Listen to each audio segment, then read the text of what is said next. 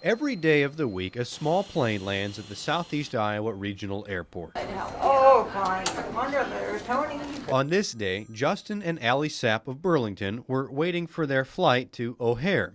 They're heading to Philadelphia to visit family. It's cheaper, it's easier for us to go.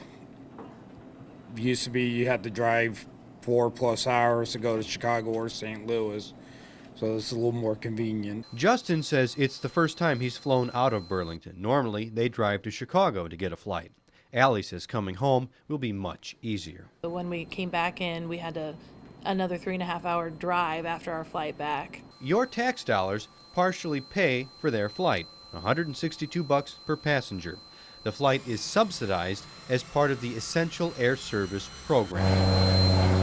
Without it, we probably wouldn't have commercial air service. Airport Board Chairman Charles Walsh says EAS is critical to the Burlington region and its economy. People aren't coming by train, bus, highways, the other alternatives. And air, corporate people, that's the only way they can get here. He pushed for expanding the service last year when the U.S. Department of Transportation was reworking Burlington's contract. Walsh wanted 6 additional flights to O'Hare. It would have increased the taxpayer cost to $3.1 million. Almost impossibility. We only have X amount of seats on the airplane, and we're probably running 85% capacity. The DOT ruled against the higher cost option. Data provided by the airport for June, July, and August show the flights ran on average about 3/4 full for Chicago and half full for St. Louis. This is what my Essential Air Service flight from Burlington to St. Louis looks like. There's 3 of us on here out of a total of 8 possible passengers, so there's 5 empty seats. And those empty seats have raised concerns in Congress among members who view the Essential Air Service program as nothing more than a waste. If the House is to live up to the promises the Republican majority made to the American people to bring spending under control, some tough choices are going to have to be made. This amendment, however, is not one of them. California Representative Tom McClintock proposed eliminating funding for the EAS program in 2012. He said the flights ran empty and the airports were within driving distance of major hubs.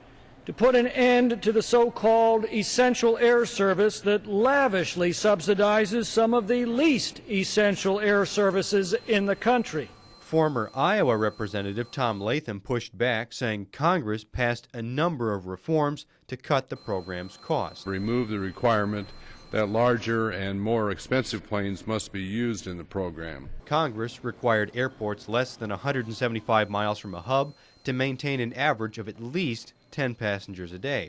It capped the subsidy to $200 per passenger. In a place like Iowa, it plays an essential role as far as the economic development of those communities. The entire Iowa delegation voted against McClintock's proposal, which ultimately failed.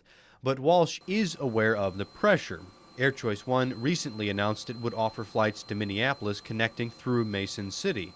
Walsh says airport users wanted that route, and he hopes it will help grow Burlington's passenger load. I think it could possibly help us get that other flight to Chicago that we need. The Sapps had no idea their flight was taxpayer funded. Justin says as long as the service helps communities, he's okay with his tax dollars keeping the flights around. It has its advantages, so I would say, yeah, it'd be worth it. As long as if it helps people, why not?